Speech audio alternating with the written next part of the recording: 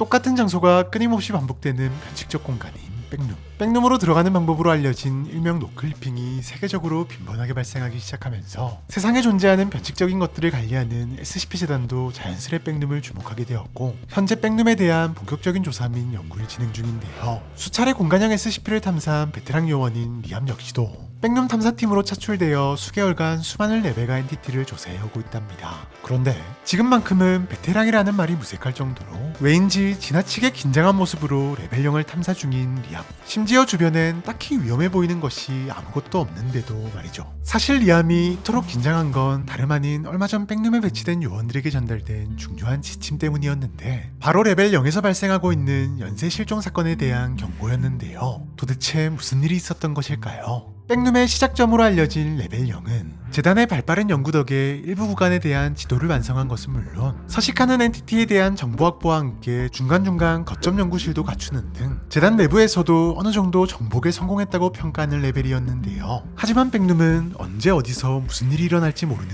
장소, 갑자기 요원들이 실종되는 일이 발생하기 시작했답니다. 심지어 더 큰 문제는 도무지 원인을 알 수 없다는 것. 실종된 요원들은 말 그대로 아무런 흔적도 남기지 않았고 통신기기도 제대로 터지지 않는 백룸이다 보니 당시 상황을 파악하는 것도 쉽지 않았기 때문인데요. 다만 즉시 조사에 돌입한 재단은 한 가지 단서를 찾아낼 수 있었고, 곧바로 실종 사건이 에미지의 소행일 가능성이 제시되었답니다. 백룸으로 흘러들어온 수많은 방랑자는 자연스레 서로 협력하며 단체를 만드는 경우도 생기는데, 에미지는 백룸에 존재하는 수많은 방랑자 단체 중에서도 가장 규모가 큰 단체로 백룸 속 하나의 정부라고 해도 과언이 아닐 정도의 큰 영향력을 자랑하며 혼란스러운 백룸 내에서 자신들만의 질서를 구축하는 데 성공한 것은 물론 완벽한 백룸에서의 탈출을 목표로 백룸에 대한 다양한 연구와 탐사를 진행 중인 단체인데요. 얼핏 보면 재단과 결이 비슷한 단체인 것 같지만 둘은 재단이 본격적으로 백룸에 대한 조사를 시작하면서부터 크고 작은 갈등을 겪고 있었는데, 에미지 입장에서는 재단이 연구라는 명목으로 자신들의 영역인 백룸을 여기저기 들쑤시고 다니는 것도 모자라 엔티티를 자극하고 인간을 사용한 실험까지 진행하는 모습을 보며 재단을 자신들이 굳건히 지켜온 백룸의 질서를 무너뜨리는 존재라고 여길 수밖에 없었고, 반대로 재단은 자신들의 활동에 방해가 되는 에미지를 껄끄러운 존재로 여길 수밖에 없었기 때문이었답니다. 게다가 이미 몇몇 엔티티에 대한 입장 차이로 인해 약간의 무력 충돌을 겪는 과정에서 백룸에 대한 높은 이해도를 전투에 적극적으로 활용하는 에미지를 직접 눈으로 확인한 재단이었기에 재단이 확보한 단서인 누군가가 인위적으로 개방한 것으로 보이는 천장은 실종이 그들의 소행일 가능성에 힘을 실어줬기 때문인데요. 물론 알려지지 않은 엔티티의 소행일 가능성은 언제나 존재하는 백룸이었기에 보다 확실한 단서를 찾기 위한 탐사를 진행 중이었던 것이랍니다. 하지만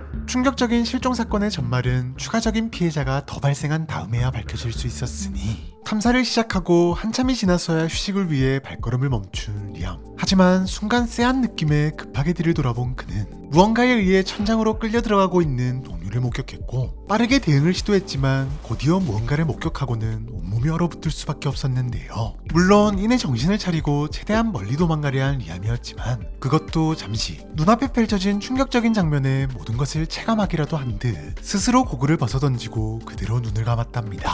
이후 재단은 리암이 남긴 고글을 확보, 고글에 내장된 녹화 장치를 통해 그날의 충격적인 진실을 확인할 수 있었으니, 그간 발생했던 납치 사건의 원흉은 다름 아닌 방랑자들 사이에서 아라네아 멤브리로 불리는 엔티티였는데요. 흡사 거미와 비슷한 외형을 가진 녀석은 칠흑같이 검은 거대한 4개의 다리와 동물의 두개골을 닮은 얼굴을 가진 기괴한 모습의 괴물로 그동안 정체를 밝혀내기 힘들 수밖에 없었던 특유의 공격 습성을 가지고 있었답니다. 백룸의 천장에 서식하는 녀석은 고도로 발달한 청각을 통해 사냥감의 존재를 포착하는 것으로 추정되는데, 소리로 사냥감의 위치를 확인했다면 천천히 천장을 열고 나와 사냥감을 그대로 낚아채 사냥하는 것인데요. 만약 운이 좋게 녀석의 공격을 피했다고 하더라도 그 다음은 더 문제인데, 녀석은 최대 시속 80km에 육박하는 폭발적인 속도를 내는 것이 가능하기 때문.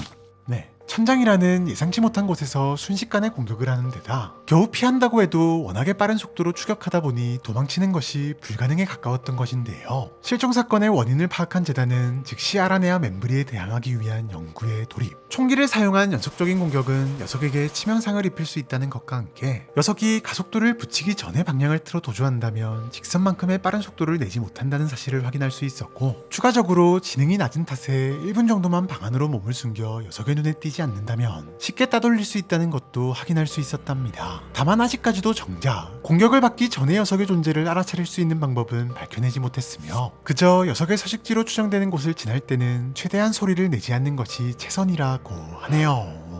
여러분, 많은 분들이 좋아하는 백룸을 주제로 한 신상도서가 출간했다는 사실 알고 계셨나요? 바로 백룸에서 살아남기 1탄 레벨 0을 탈출하라인데요. 제목에서 알 수 있듯이 우연히 백룸으로 가게 된 내 친구의 백룸 탐험기를 그린 도서로 백룸이 현실에 존재한다면 나에게도 당장 일어날 수 있을 것만 같은 이야기들이 담겨져 있답니다. 특히 내 친구의 현실적인 대화를 통해 엿볼 수 있는 백룸에서의 탐험 과정은 마치 내가 백룸에 있는 듯한 기분마저 느끼게 만드는 것은 물론 중간중간 삽입된 만화까지 더해져 더욱 높은 현장감과 몰입도를 느낄 수 있는데요. 또한 오늘 영상에서 소개한 아라네아 멤브리처럼 요원들조차 상대하기 힘든 여러 엔티티를 만났을 때 보여주는 용기와 협동은 앞으로의 모험마저 기대하게 만든다는 사실. 게다가 백룸 세계관을 기반으로 자연스레 SCP 세계관이 합쳐지는 백룸에서 살아남기만의 독자적인 세계관을 통해 이제 막 백룸에 관심을 가지기 시작한 어린 친구들부터 백룸에 대한 더욱 다양한 이야기를 알고 싶은 중고등학생까지도 재밌게 읽을 수 있는 새로운 이야기들을 풀어내고 있으니 백룸에서 살아남는 방법이 궁금하신 분들, 그리고 백룸에 얽힌 SCP 재단의 이야기가 궁금하신 분들은 지금 바로 백룸에서 살아남기를 통해 확인해 보시길 바랍니다. 그럼 우린 다음 영상에서 또 만나도록 하죠. 안녕.